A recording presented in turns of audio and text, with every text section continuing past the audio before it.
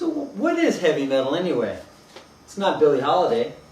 The Doors, good band, it's not the Doors. Ramones, punk, not heavy metal. Grateful Dead, good, definitely not heavy metal. Ted Nugent, Gonzo, not quite heavy metal. The Kinks, some people say this was the first heavy metal song, Girl You Really Got Me, with the raw guitar sound. Overall, not heavy metal, but they started the sound. I swear to God, I did not buy this album. Blondie, punk. She's good. Back when he was black. Michael Jackson. AC/DC. A lot of people argue they're heavy metal. Black Sabbath. Definitely heavy metal. We sold our soul for rock and roll.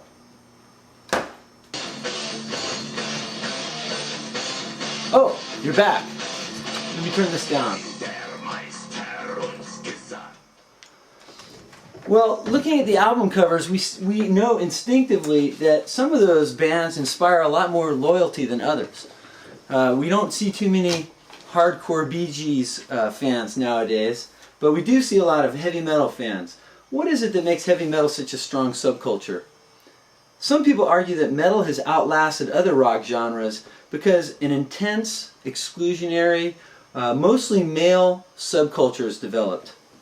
While the metal fan base is mostly male, white, and blue collar, it's also tolerant of those outside the core demographic base who follow the codes of dress and behavior and appearance.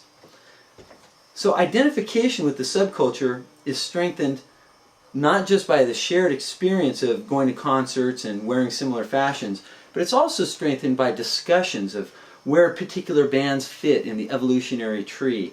Which bands truly belong in which taxonomic categories is a source of endless discussion for heavy metal fans. So the history the history and evolution of metal bands plays a central role in reinforcing the subculture itself. One of the things that fans share in their discussions is a subculture of alienation. This subculture has its own code, the code that they evaluate each other in terms of their authenticity. So they have three basic demands. According to the code, they must be completely devoted to their music and loyal to the subculture that supports it.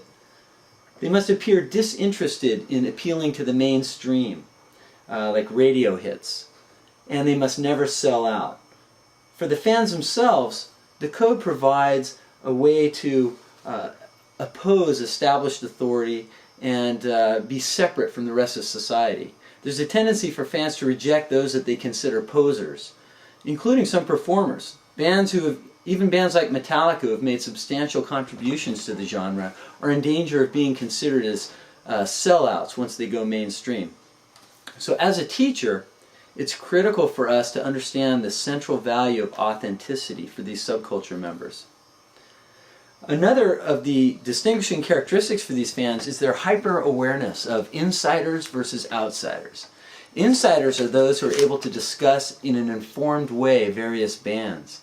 Ironically, some heated arguments can even serve to reinforce insider status because in order to have a heated argument, you have to have something to talk about. So when two parties are arguing about where bands fit, they're actually valuing these attempts to differentiate how the bands are different from each other, right? So they're valuing these differences that outsiders wouldn't see. So by using these subtle criteria that are obscure to everyone else, you prove that you care as a fan, that the genre actually means something, that it's important, and that the distinctions between bands are actually significant, no matter where you might place a band on the evolutionary tree. So for outsiders, as teachers possibly, these fine distinctions can seem puzzling. Maybe you have the reaction, they all sound the same to me, they all look the same to me. Insiders have a more differentiated view of the metal world. Every band is unique and different. So metal fans have self-chosen their otherness, and they use it as a badge of honor. So in order to understand the subculture, we have to know a little bit about the evolution and history of metal music. I'm not going to look into this comprehensively, but we're going to sample some of the genres and get an indication of some of the wide range that exists under the the broad umbrella of heavy metal. Now that we've pointed out the significance of the different variations of metal, we're going to create an auditory timeline of the different subgenres. We've got traditional metal, new wave, British heavy metal, glam metal, power metal, thrash metal, grindcore, death metal, black metal, doom metal, progressive metal, alternative, new metal, folk metal, metalcore, electronic, industrial metal. Black Sabbath exemplifies traditional metal.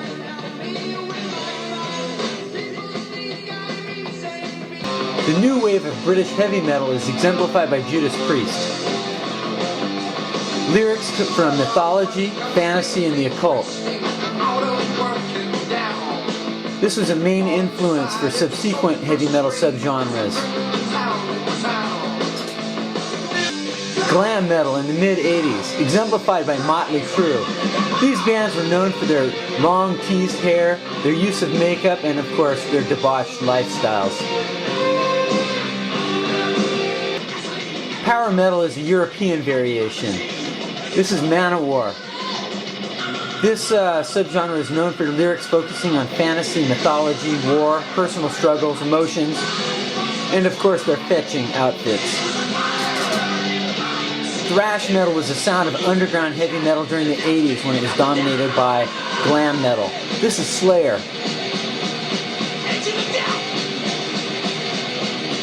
Thrash metal is credited with spawning black metal and death metal. Grindcore is known for high-pitched shrieks to low, throat-shredding growls and barks. Lyrics are usually quite verbose, rarely intelligible. Can you tell what he's saying? I didn't think so. This is Carcass.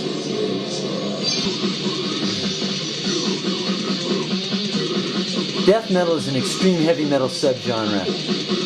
Low-pitched, growled, morbid lyrics, fast-paced rhythms.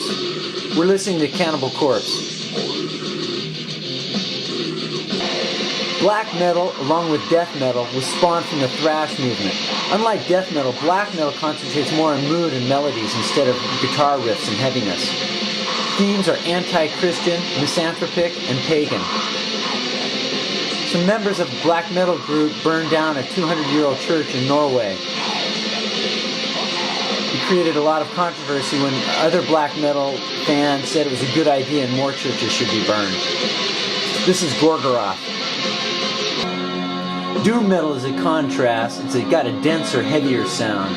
Lyrics are intended to evoke a sense of dread or impending doom in an atmosphere of despair. Sounds like finals week. Metalcore is a subgenre that incorporates heavy metal and hardcore punk. This is Hatebreed. We're going to finish our auditory sampling with industrial metal from Rammstein.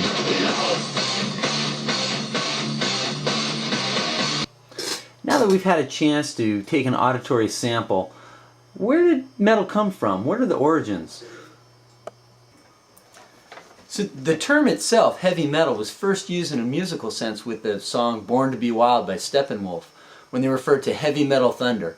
Heavy, in this sense, in a 60s slang sense, means something epic, something profound, not lighthearted. There are debates among the experts, but most consider groups like Black Sabbath, Led Zeppelin, Deep Purple to be the first heavy metal bands. From there, the style evolved and branched into what we've seen in the evolutionary tree.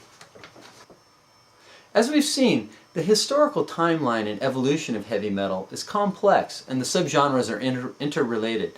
It's the knowledge of these different qualities that distinguish the subgenres that provides a barrier between insiders with the ability to discuss the different bands and outsiders who view heavy metal as an undifferentiated genre.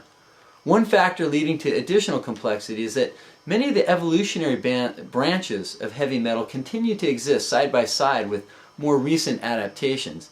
Natural selection has eliminated individual bands from the marketplace, but most of the subgenres of metal continue even after more recent evolutionary branches have arisen. Fortunately, glam metal seems to be dead.